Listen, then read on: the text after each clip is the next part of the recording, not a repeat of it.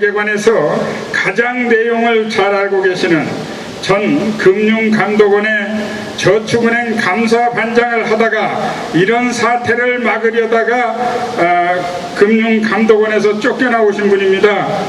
최정봉 전 저축은행 감사반장을 모시겠습니다. 여러분 뜨거운 박수로 맞이하시기 바랍니다. 10분 내로 좀 정리해 주시기 바랍니다. 예. 먼저 앞서 말씀해 주신 선생님들께서 저보다도 저를 자세히 말씀을 하셨기 때문에 10분이 아니라 10분 이내로 마치겠습니다. 그리고 특히 참 오늘 부산저축은행 그 비대위를 이끌면서 애쓰고 계시는 우리 김옥주 위원장님께 의료와 격려의 박수 한번 보내주시기 바랍니다. 대단히 감사합니다. 저는 이제 말씀드렸듯이 간단히 말씀드리겠습니다. 참 이 부산에 제가 남다른 인연을 가지고 있습니다. 지금으로부터 약 13년 전에 서면에 있는 아마 여러분이 기억하시는 분일 수 있겠습니다만은 조홍상우 신용공고라고 있었습니다. 호랑이 씨름단도 있었고요. 그 유명한 김정필 씨름 선수도 있었는데 제가 거기에 금융 사고가 나서 영업 정지가 됐을 때 제가 감독관으로 파견 나와서 이와 같은 유사한 금융 사고를 정리했던 그런 한 1년간 거의 한 10개월 이상 있었습니다만은 그런 경험이 있기 때문에 여러분들의 이 참 모습을 보고 정말 너무 공감하고 정말 안타까운 마음 뭐라 참 형언할 수가 없습니다. 사실 그 당시는 지금 후순위체가 지금 문제 있죠. 사실 후순위체 지금 딱 한 두 가지만 제가 말씀드리고 내려가겠습니다. 정책적으로 잘못된 것이 후순위체는 원래 불법입니다. 여러분들은 합법으로 만들어진 그 제도를 이용하셔서 예금을 하시고 그 채권을 사시기 때문에 여러분들은 합법인데 그 당시는 후순위체가 뭐냐? 부의 거래입니다. 부의 거래, 장부의 거래.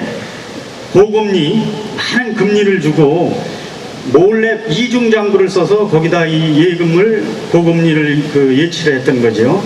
그래서 조홍상우 신구가 대표적으로 부의 거래가 많았어요. 소위 오늘날로 말하면 후순위채. 그런데 어쩐 일인지 이것을 제도적으로 합법적으로 만들어 놓고 고금리를 유치하도록 해서 오늘날 여러분들의 이 참 피눈물 나는 이 현장을 만들어낸 그 주범이 아까 말씀하신 과거 정권 세력들인데 또 한 가지 말씀을 드리자면은 이 PF 대출이라는 거 있지 않습니까? 이건 저축은행에서 할 일이 아닙니다. 원래 저축은행의 이 본연의 업무는 중소 영세 상공인을 위한 신용 공여를 하는 일이에요. 여수신을 이제 제공해서 거기서 이제 예금 예대 마진율을 가지고 운영하는 게 그것이 바로 저축은행입니다. 근데 이 PF 대출이라는 건 이게 기업금융이거든요. 일종의 이제 잘 아시겠지만 부동산 개발이 이 금융인데 이거야말로 뱁새가 황새 흉내내다가 쫓아가다가 가랭이 찢어진 격이다. 어차피 이건 태생적으로 이런 제도는 만들어 놔봤자 실패하는 것이다. 근데 왜 이런 제도가 어느 날 갑자기 도입됐을까요?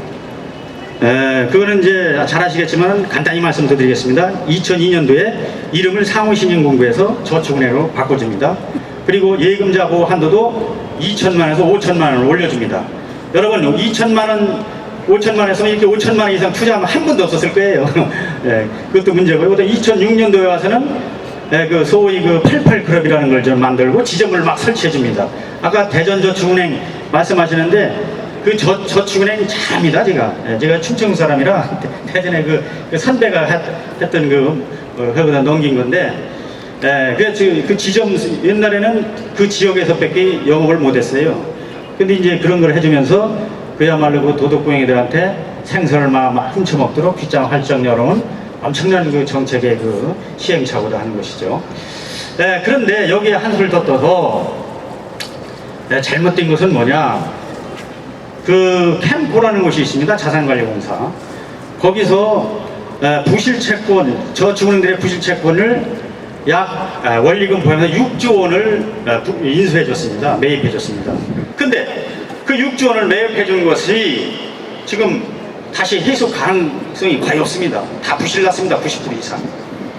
여기 부산만 해도 제가 알기로는 2,560억인가요? 정확히 2,590억인가 그렇습니다. 2,560억 정도 되는데, 여러분들 3만 명의 지금 피해를 보고 있는 분들이 대략 2,800명, 2,800억 정도가 지금 못 받고 지금 이렇게 피해를 보고 계신 걸로 알고 있습니다.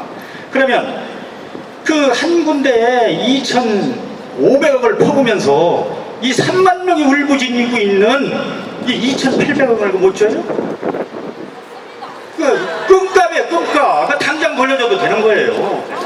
저는 그렇게 생각합니다. 그래서 일련의 그 정책적인 그 변화들이 이해할 수 없는 그야말로 미친 정책이었다. 정말 상식적으로 이해가 안 가는, 도저히 정말 이런 어떤 정책이 있을 수 있겠느냐 하는 것이죠. 저는 이 책임을 뭐 과거 정권이니 뭐 현 정권이니 할 거 아니라, 이것은 김대중 노무현 이명박 정부에 이르기까지 모든 그 정권의 그 실세들이 그 몸통이고 또 깃털을 형성하고 있는 것이다, 이렇게 봅니다. 뭐 시간 관계상 간단히 또 말씀드리자면은, 최근에 뭐 그 청와대 출신이고 또 비서관 출신이고 감사위원까지 했던 은진수라는 사람 아시죠? 구속됐죠? 근데 엊그저께 보니까 뭐 법률적인 용어는 잘 모르겠습니다. 뭐 간단한 그 처벌을 아마 2년 이내에 집행유예로 이제 풀려날 것 같습니다. 그런데 결국 그 사람이 차관급인데, 그 사람이 여러분 어떻게 보십니까? 몸통이라고 생각하십니까? 그럼 깃털이라고 보십니까? 아닙니다. 솜털입니다. 솜털. 몸통은 과거 김대중, 노무현, 이명박 3대 부패 정권에 이르는 그 3대 정권의 그 핵심 청와대 그 실세들이 다 몸통입니다. 이번에는 그 3대 정권이 부패 정권이 얽혀있기 때문에 몸통은 복수로 봐야 됩니다.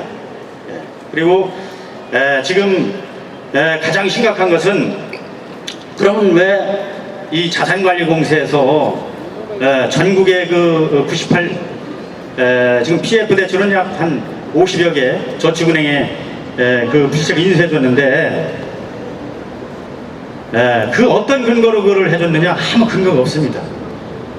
제가 현장에서 업무를 추진하고 공적자금을 투입하고 관리하고 다 했습니다마는, 자산관리공사 즉 캠코 설립 50년 역사 이래, 대한민국 건국 이래 저축은행 PF 부실대출 인수해 준 적이 없습니다. 이거 뭔가 엄청난 여기 뭔가 제가 비리 카르텔이라는 말을 했는데, 이게 작용하지 않고서는 이런 일이 있을 수 없는 것입니다. 언론에서 또 뭐 금융위에 당연하고요, 다 이렇게 침묵하는 것이, 지난번에 프레스한테서 이 금융행동본부에서 행사가 있어요. 잠시 제가 나가서 얘기했습니다만, 그분은 전화는 몇 통 오더라고요, 언론에서. 근데 진실을 말해줘도 말을 듣지를 않아요. 보도를 안 해요. 이거 분명히 짚고 넘어가야 됩니다. 이명박 정부가 그 PF 부실대출 6조 원 매입해준 거 하고, 그리고 아까 말씀드리신 그 후순위 채권 이거 2008년부터 한 1조를 이거를 허용해줬거든요. 금감원이나 금융감독원에서, 금융당국에서. 이 부분이 과거 10년의 그 정권의 어떤 정책 시행착오를 일거에 면죄부를 주는 엄청난 이 과오를 저질렀다. 저는 이렇게 봅니다. 맞습니까? 박수 한번 치세요. 맞습니다. 그리고요, 요번 말씀만 드리고 이제 내려가겠습니다. 이 참 건국이래 그러는데 저는 건국이래 아니고 단군이래라고 생각합니다. 건국이래 최대 금융 그 게이트는 장영자 이철이 부부 그 어음 사건입니다. 근데 그거는 조족지혈이에요. 이거는 단군이래. 장영자는 건국이래 최대의 사건인 거죠. 이건 부산저축은행 등을 비롯한 이 오늘날 이 저축은행 비리 사건은 단군이래 최대의 비리 사건이다. 그리고 여기는 엄청난 대통령보다 더 힘센 그 비리 카르텔이 이 그룹이 움직이고 있기 때문에 아무도 손을 못 대요. 그들 스스로도 손을 못 댑니다. 거대한 이 권력 기관으로 이 군림해가고 행사하고 있기 때문에 이거는 누구도 이걸 해체할 수가 없습니다. 그런데 한 사람이 있습니다. 누구겠습니까? 이명박 대통령밖에 없습니다. 그런데요, 안타깝게도 이명박 대통령이 지금도 저 저축은행, 부산저축은행 그 계열사인지 어떤 그 직접 관련된 그런 내 고문을 하면서 수천만 원의 그 고문료를 받았던 사람이 지금 당당하게 대한민국 최고의 그 권력 실세로서 정책실장으로 있는 분 지금 있잖아요. 그분이 버티고 있는데 검찰이든 누구든 뭐 어떻게 이게 힘을 쓰겠어요, 움직이겠어요. 그래서 이 문제는 과거 정권 탓할 게 아니고 뭐 한 3만 명이 피를 물고 흘리는 이 금액이 고작 2,800밖에 안 되는데 한 사람한테 2,500원씩 피해 대출금 다 매입해주는 이 마당에 이명박 그 대통령께서 용기 있는 결단을 내려야 됩니다. 근데 이명박 대통령님은 마지막으로 말씀드리겠습니다. 부지런한 분이랍니다. 아주 부지런한 분. 아주 뭐 새벽 4시면 일어난다 그러죠. 아주. 근데 부지런할지언정 용기가 없대요. 근데 대통령은 말이죠. 한나라의 지도자는 조갑자 선생님 말씀하셨습니다. 용기가 필요합니다. 용기. 그래야 국민들이 따르고 신뢰하는 겁니다. 목숨 걸고 지지하는 것입니다. 그래서 용기가 없는 분이니까 여기 계신 분들과 그리고 여기가 원래 민주화 성지 아닙니까? 다시 그 용기를 내셔서 화를 내셔서 용기 없는 이명박 대통령께 용기를 불어넣어줍시다. 여러분 대단히 감사합니다. 고맙습니다.